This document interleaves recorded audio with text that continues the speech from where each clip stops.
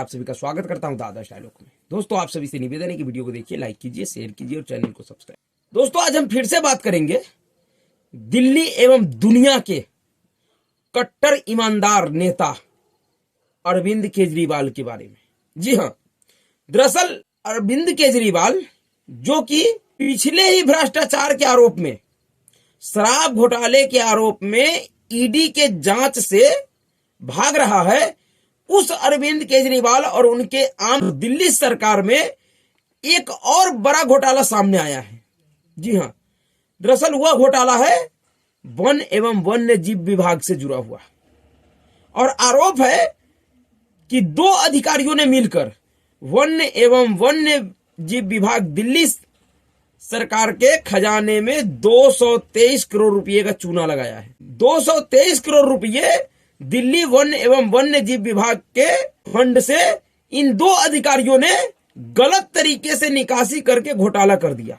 जी हाँ, तो अब तक जो केजरीवाल शराब घोटाले के आरोप से भाग रहा है, उस केजरीवाल और उनकी सरकार का यह जो नया कारनामा है, यह शराब घोटाले से कम नहीं है। बेशक इस घोटाले का आरोप दो सरकारी अधिकारियों पे हो, लेकिन क्या कोई भी सरकारी अधिकारी बगैर अपने वरिष्ठ या कहे तो उस विभागीय मंत्री या नेता के सहयोग के बिना 223 करोड़ रुपए का घोटाला कर सकता है क्या? कोई भी सरकारी अधिकारी अधिक से अधिक 5, 7, 10 करोड़ का घोटाला कर सकता है अपने दम पे या अपने विभाग के दम पे, लेकिन 223 करोड़ रुपए का घोटाला कोई सरकारी अधिकारी बिना मंत्री या बिना नेताओं के सहयोग से किसी भी विभाग में नहीं कर सकता है।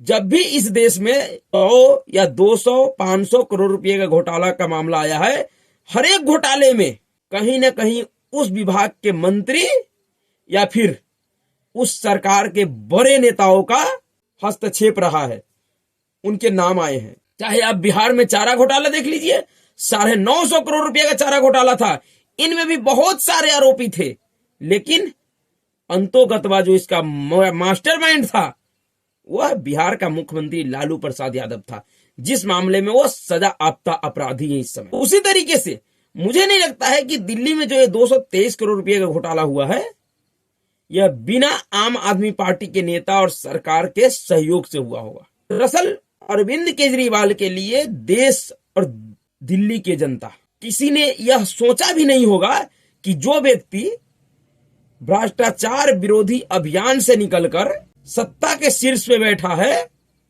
जिस व्यक्ति ने इस देश को भ्रष्टाचार और भ्रष्टाचारियों के खिलाफ मुहिम चलाने का, लड़ाई लड़ने का सपने दिखाया, वह व्यक्ति अपने 10 सालों के शासनकाल में ही इस तरह से आकंठ भ्रष्टाचार में डूब जाएगा। जब से अरविंद केजरीवाल का सरकार दिल्ली में बना है, तब से लेकर अब तक दिल्ली सरकार का ऐसा कोई विभाग नहीं है जिस विभाग में भ्रष्टाचार न हुआ हो, या जिस विभाग से संबंधित भ्रष्टाचार का जांच नहीं चल रहा हो।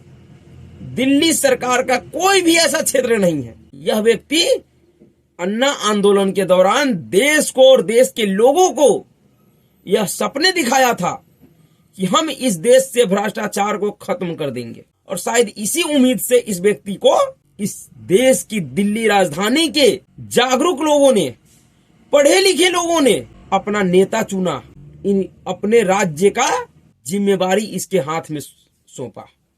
लेकिन वह व्यक्ति इतना बड़ा भ्रष्टाचारी निकलेगा, जिस व्यक्ति ने अपना जो पार्टी बनाया, उस पार्टी के जितने भी संस्थापक सदस्य थे, 1-2 लोगों को छोड़ दिया जाए तो सब के सब, या जब इनकी सरकार बनी थी 2014 में या 2015 में, उस सरकार में जितने इनके मंत्री थे, उनमें से सभी के सभी मंत्री अगर अरविंद केजरीवाल को छोड़ दिया जाए तो भ्रष्टाचार से लेके अन्य आरोपों में जेल में है, या बहुत से जेल का सजा काट के बाहर आ चुके हैं। यह व्यक्ति इस देश के लोगों को सपने दिखाया था। यह व्यक्ति उस समय कहता था कि अगर इस देश का जांच एजेंसी किसी नेता पे अगर आरोप भी लगा दे तो उस नेता को अपने पद से इस्तीफा दे देना चाहिए, चाहे कार्रवाई राजनीति से ही प्रेरित क्यों ना हो, उस नेता को जांच एजेंसियों के साथ सहयोग करना चाहिए। आज वह व्यक्ति एक से बढ़कर एक घोटाला कर रहा है और अपने गुर्गों से करवा रहा है। और जब उस व्यक्ति के खिलाफ जांच एजेंसी कार्रवाई करती है, जब उस व्यक्ति को जांच के लिए, पूछताछ के लिए जांच एजेंसी बुलाती है, तो वह व्यक्ति आज कह रहा है कि यह कार्रवाई बदले की भावना से है, यह सम्मन गैर कानूनी है। आप क्या सवाल पूछिएगा पहले हमें बताइए। यानी कि अब यह व्यक्ति जो पहले यह कहता था कि अगर किसी पे आरोप भी लग जाए तो उसे इस्तीफा दे देना चाहिए, आज वही व्यक्ति जब उसके ऊपर आरोप लग रहा है तो वह जांच एजेंसियों के सम्मन को ही गैर कानूनी बता रहे हैं। और फिर भी ऐसे व्यक्ति को बचाने के लिए इनके नेता, जिस पार्टी के लिए, जिन पार्टी के नेताओं के लिए ये खुद से ही कहता है अरविंद केजरीवाल कि दुनिया का सबसे कट्टर ईमानदार नेता हमारे दल में है, दुनिया का सबसे शिक्षित और पढ़े लिखे लोग हैं हम लोग, वह और उनके नेता इतने जाहिल है, इतने गंवार टाइप के हैं कि वह कह रहा है कि जितने भी आरोप आम आदमी पार्टी के ऊपर लगाया जा रहा है वह सब झूठे हैं। दुनिया के सारे झूठे आरोप हमारे नेता और हमारे पार्टी के ऊपर लगाया जा रहा है क्योंकि हमें बदनाम करना है। गजब है। आम आदमी पार्टी के जितने भी नेताओं पे आरोप लगा है, जितने भी नेता इनके जेल में हैं, उन नेताओं को इस देश के जितने भी न्याय प्रणाली है, जिला अदालत से लेकर सर्वोच्च न्यायालय तक, सभी ने यह माना है कि आपके नेता जिनके ऊपर भ्रष्टाचार या अन्य मामलों का आरोप लगा है वह सही आरोप है, वह दोषी हैं और उनको जमानत नहीं दे रही हैं। अरविंद केजरीवाल का सबसे क्रांतिकारी स्वास्थ्य मंत्री सत्येंद्र जैन, जिसके विभाग में भी अभी 300 करोड़ रुपए का नकली दवाई घोटाला का मामला आया है, उसका भी जांच चल रहा है, उसके भी जांच का आदेश सीबीआई को मिल चुका है कि किस तरीके से वो सत्येंद्र जैन दिल्ली के अस्पतालों में, मोहल्ला क्लिनिकों में, जिसके लिए वो पूरे दुनिया में कहता है कि यह इस तरह का पहला इनोवेशन है हमारे सत्येंद्र जैन ने किया दिल्ली में कि मोहल्ला क्लिनिक बनाया। उस मोहल्ला क्लिनिक में नकली दवाइयां बांटता था, लोगों के जान के साथ खिलवाड़ करता था। उस क्रांतिकारी स्वास्थ्य मंत्री को पिछले 2 साल से इस देश का कोई भी अदालत जमानत नहीं दे रही है। 8 जनवरी को उस सत्येंद्र जैन के खिलाफ अंतिम सुनवाई है और 8 जनवरी के बाद उसको फिर जेल जाना है। उसके लिए कहता है दिल्ली सरकार का पढ़ा लिखा स्वास्थ्य मंत्री, जिसके पास विदेशी डिग्री है, सौरभ भारद्वाज, कि हमारे नेताओं पे झूठा आरोप लगाया जाता है, सत्येंद्र जैन को झूठे आरोप में जेल भेज रखा है। अरे कितने मूर्ख हो यार। या कोई नेता, मैं मानता हूं राजनीति में बहुत से ऐसे प्रभावशाली लोग हैं कि अपने प्रभाव में वह किसी भी व्यक्ति को, किसी बेकसूर व्यक्ति को भी साल 2 साल या महीना 2 महीना या ज्यादा से ज्यादा 1 साल तक जेल में रख सकता, लेकिन 2-2 साल तक उस व्यक्ति को जमानत न मिले, यह सिर्फ राजनीतिक दबाव में नहीं हो सकता है। इसका मतलब है कि वह व्यक्ति दोषी है, उसके ऊपर जो आरोप लगा है वह आरोप सही है। और यही कारण है कि सत्येंद्र जैन को 2 साल तक जमानत नहीं मिल पा रहा है किसी भी अदालत से। उसी तरीके से अरविंद केजरीवाल के सबसे क्रांतिकारी उप मुख्यमंत्री सह दिल्ली के शराब मंत्री मनीष सिसोदिया को देख लीजिए, फरवरी में गिरफ्तार हुए हैं और लगभग साल भर होने जा रहा है उसको भी। देश का कोई भी अदालत, जिला अदालत से लेकर सुप्रीम कोर्ट तक, सभी ने जमानत देने से इनकार कर दिया और सुप्रीम कोर्ट ने माना है कि दिल्ली शराब घोटाले के मामले में 338 करोड़ रुपए का मनी ट्रेल हुआ है। जिन मामलों में इनके नेताओं को जमानत नहीं मिल रहा है, उस मामले को भी झूठा बता रहा है। यह पढ़े लिखे लोगों का काम है, यह कट्टर ईमानदारों का काम है। इसका सबसे बड़बोला राज्यसभा सांसद संजय सिंह, जिसके ऊपर कल ही लखनऊ जिला अदालत ने इनके झूठ और फरेब और भ्रामक आरोप, झूठा आरोप लगाने के वजह से 1 लाख रुपए का जुर्माना लगाया है संजय सिंह पे। कल ही लखनऊ की अदालत ने संजय सिंह के ऊपर 1 लाख रुपए का जुर्माना लगाया मानहानि के केस में। और वह मानहानि केस योगी सरकार का, जब 17 से 22 का सरकार था योगी जी का, उस दौरान जो जल मंत्री थे महेंद्र प्रताप सिंह, उनके ऊपर संजय सिंह ने 8 अगस्त 2021 को प्रेस कॉन्फ्रेंस करके यह आरोप लगाया था कि जल जीवन मिशन में यूपी सरकार का जल शक्ति मंत्री महेंद्र प्रताप सिंह घोटाला किए हैं, 40 करोड़ रुपए का घोटाला किए हैं। और जब महेंद्र प्रताप सिंह जी ने संजय सिंह के खिलाफ अदालत में मानहानि का मुकदमा किया तो संजय सिंह 8 अगस्त 2021 से लेकर अब तक यानी 2 सालों में कोई तथ्य, कोई तर्क, कोई सबूत, कोई गवाह पेश नहीं कर पाया अदालत में। आखिरकार अदालत ने कल संजय सिंह के ऊपर 1 लाख रुपए का जुर्माना, वो भी 2 दिनों के अंदर में महेंद्र प्रताप सिंह को देने को कहा है। अगर नहीं देता है तो 6% ब्याज के साथ वसूली होगी संजय सिंह से। अगर संजय सिंह पैसे नहीं देते हैं तो जिस दिन से कल यह आदेश आया है जिला कोर्ट का, और अगर ये पैसे नहीं देते तो कल के डेट से ही इनसे 6% ब्याज के साथ यानी 6,000 रुपये महीने ब्याज और साथ में 1 लाख रुपये का जो मूल रकम है वह इनसे वसूला जाएगा। तो समझ जाइए कितने ये लोग झूठे, कितने फ्रेब और किस तरह के उचक्के लोग हैं जो किसी भी व्यक्ति पे निराधार आरोप लगा देता है और उसके खिलाफ इनके पास कोई साक्ष्य, कोई सबूत, कोई गवाह नहीं होता है। ऐसे अरविंद केजरीवाल का भी यही स्थिति है।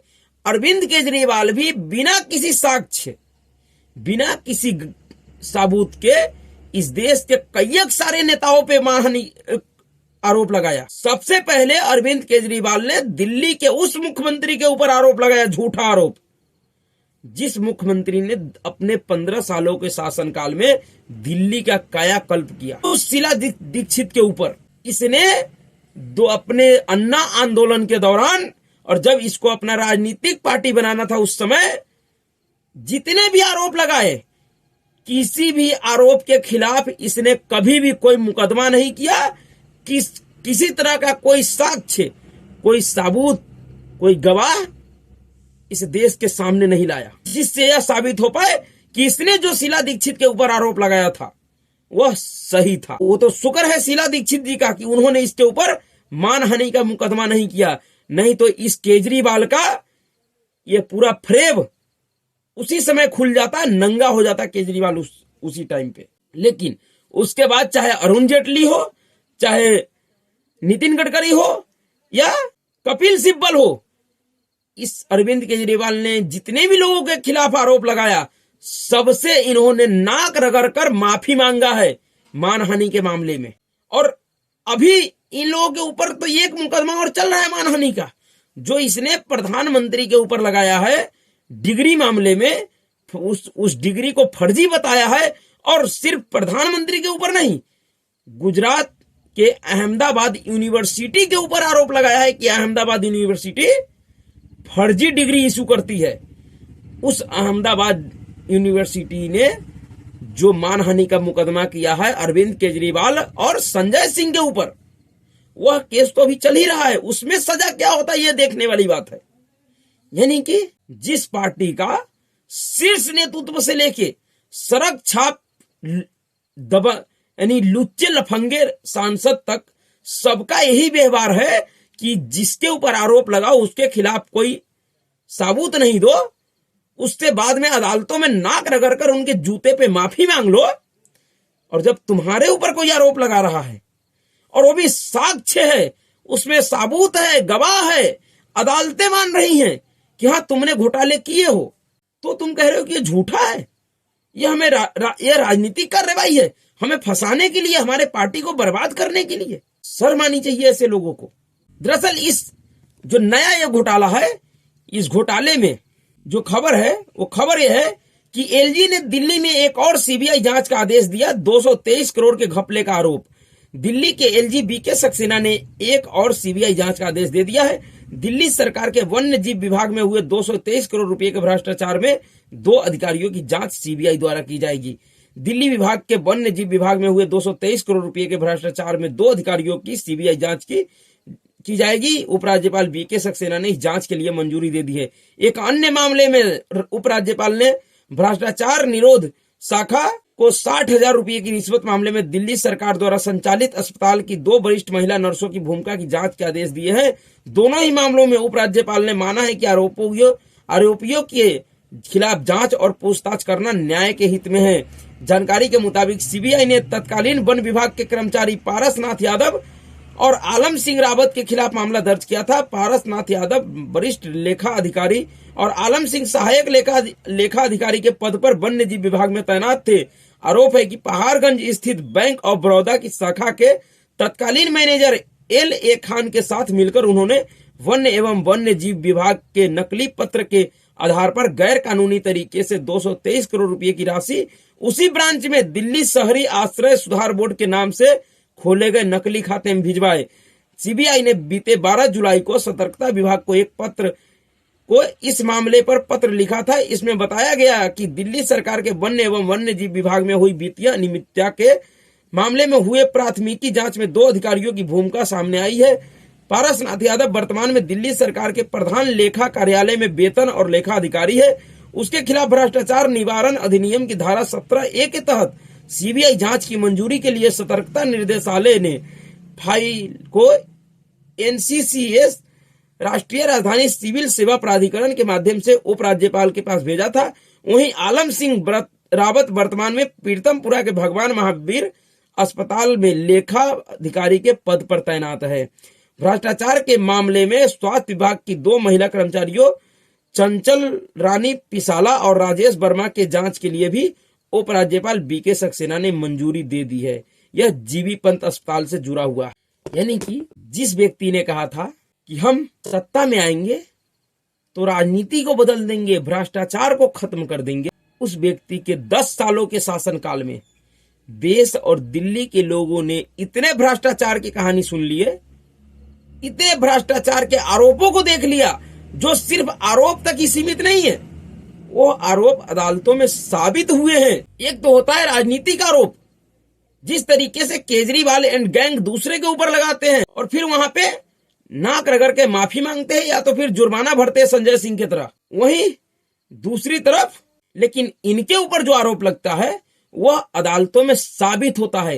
एक भी ऐसा आरोप नहीं है जिसमें दिल्ली सरकार को या अरविंद केजरीवाल एंड गैंग को क्लीन चिट मिला है। यह फर्क है। ऐसे सिर्फ दिल्ली में आम आदमी पार्टी के खिलाफ सिर्फ इतना ही नहीं है, कल ही इसके सबसे प्रिय विधायक, जिसको वर्तमान के स्वास्थ्य मंत्री सौरभ भारद्वाज कह रहा है कि हमारे सबसे प्रिय विधायक अमानतुल्लाह खान को झूठे आरोप में परेशान किया जा रहा है।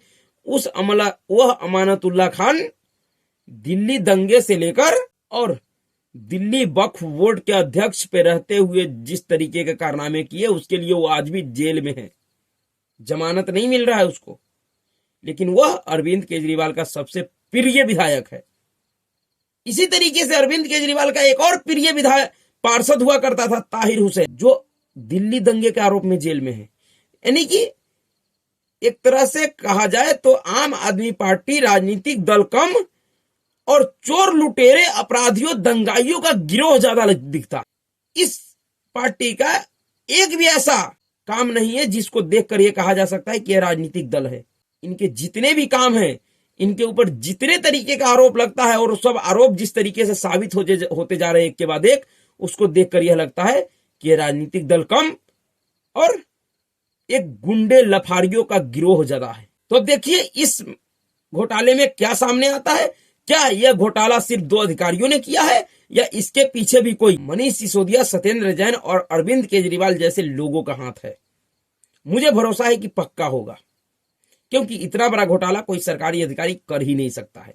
किसी भी सरकारी अधिकारी के बस का नहीं है। तो अभी के लिए इतना ही। अगर आपको वीडियो अच्छा लगा तो वीडियो को लाइक कीजिएगा, शेयर कीजिएगा और चैनल को सब्सक्राइब कीजिएगा। नमस्कार।